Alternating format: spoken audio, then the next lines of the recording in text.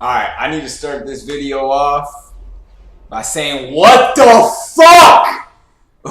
Like, oh man, this news really fucking pissed me off. Not just because I'm a Jon Jones fan, but man, you gotta just think about.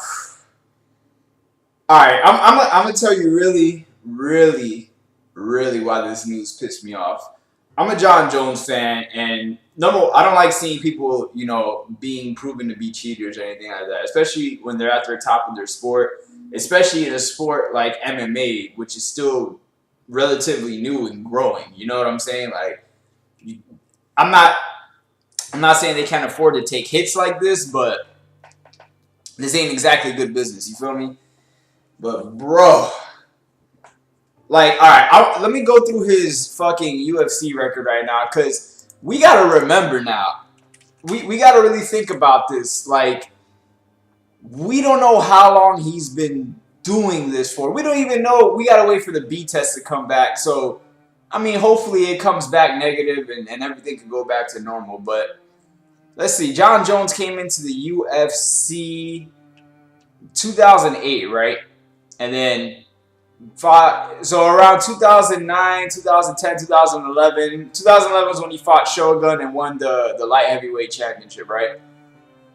Let's look at what he's done since then. This is 2011, so 6 years now he's been pretty much running this division, right? Let's see how stacked this division was, okay?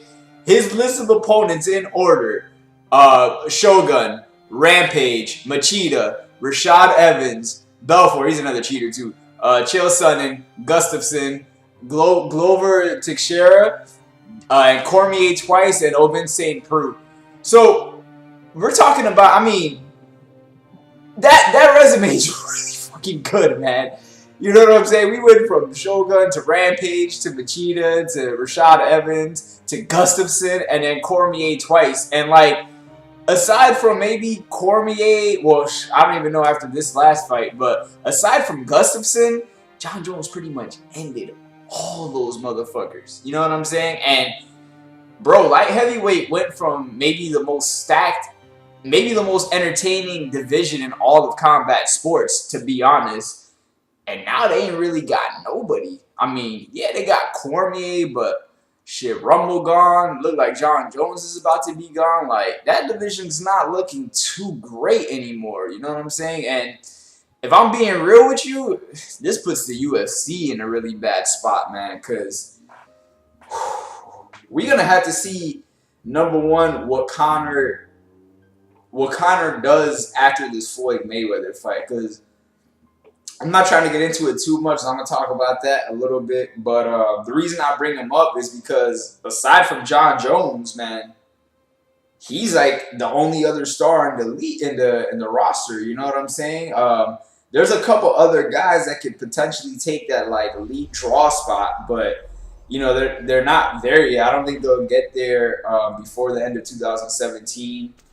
It might be hard for them to find that footing in 2018 too, but man, this puts the company in a real bad spot, man. In a real bad spot. This B test comes back positive, and they got to suspend this boy for 2 to 4 years, man.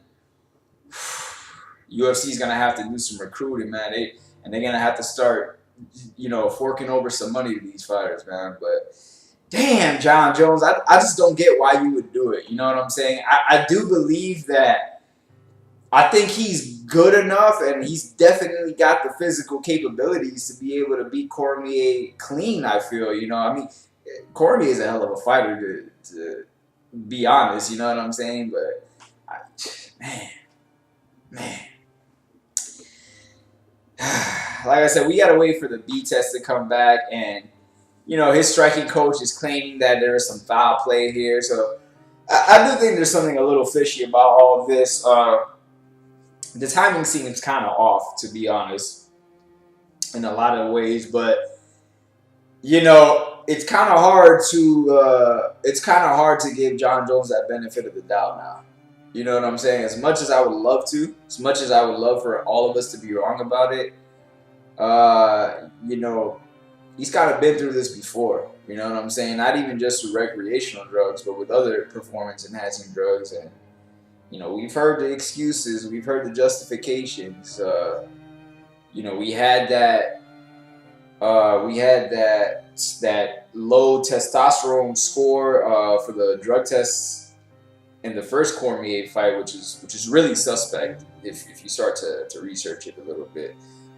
What's really fishy to me about all this, though, I was looking up the drug Turinabol, and they're saying that this happened. He got caught with this after the weigh-in. I'm not 100% sure how the drug works. I got like some brief explanation about it. It just doesn't. It seems like a really foolish way to get caught. I mean, at this point, I guess saying that Jon Jones isn't that stupid is giving him the benefit of the doubt. But man, that's just, you hear about the way certain guys get caught, and this is certainly, especially for a big fight when, he's had problems with USADA before. So it's, these guys are professionals, man. He got a team at the end of the day. I'm sure these motherfuckers could rig a drug test. You know what I'm saying? I done seen dudes with way worse, way worse pass a drug test. So, it's just a little crazy to me that he somehow got caught with it again if he really was doing it. We got to give him the due process regardless at the end of the day. And it's going to be an interesting next few weeks for the UFC to say the least, because a lot is riding on this, man. A lot is riding on this. I think Dana said he wanted the Miocic fight with Jon Jones in December, and then they were gearing up for the Brock Lesnar and Jon Jones fight, which that would have made him his most money at that point. But whew, now, man, we might get to see that fight at WrestleMania, but I doubt we're going to see it in the UFC, which really sucks to say. And man, look, real talk. I wanna first of all, let me apologize to Daniel Cormier. I didn't say as much crazy shit as other people said about you, but I did say you were a sore loser when you called out Jon Jones for beating you using the steroids. I gotta take that back, because this came out and shit, man. You had a point, bro. You had a point. You know what I'm saying? So I apologize from the bottom of my heart. A lot of other fans owe you a lot more explanations. You know what I'm saying? A lot more apologies, but I did call you a sore loser, bro. And so far, you ended up being right. You know what I'm saying? And big shout outs to Cormier and Gustafsson. I thought they handled this news so well, with so much class, put on a great example, not only for MMA fans, not only for MMA fighters, but I mean just athletes in general. I think they should definitely be commended with that. But real quick, I'm gonna show you, or I'm gonna go through some of the legal ramifications that Jon Jones might face from this, and it's just sad to see, man. And I really wish him the best, no matter if he cheated or not. Like, at the end of the day, he's still a human being. I mean, it's kind of a really shitty thing to do, but I just hope the best for the man, bro. But anyways, here it goes. So obviously, they would have the victory against Cormier overturned. He would have to forfeit the purse he got for that fight plus the title. Then USADA would give him 4 years of ineligibility. The UFC would fine him $500,000, right? The California State Athletic Commission would also suspend him. He would get a fine up to 40% of his purse by the same State Athletic Commission of California.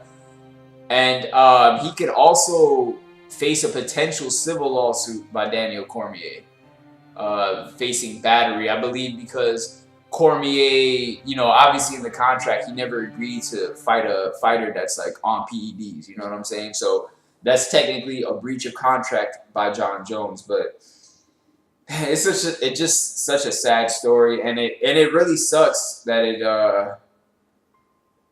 it really sucks that it's coming off of. I thought those two fights with him and Cormier were both great, and it sucks that it's coming on the eve of this event. I'm not really going to say it's a boxing match or anything, but it kind of puts a negative light on the UFC and MMA in general. and I really hate that it does that. And like I said, man, I just hope that no matter what happens, man, Jon Jones can get it together. Because, like I said, at the end of the day, bro, he's a human being.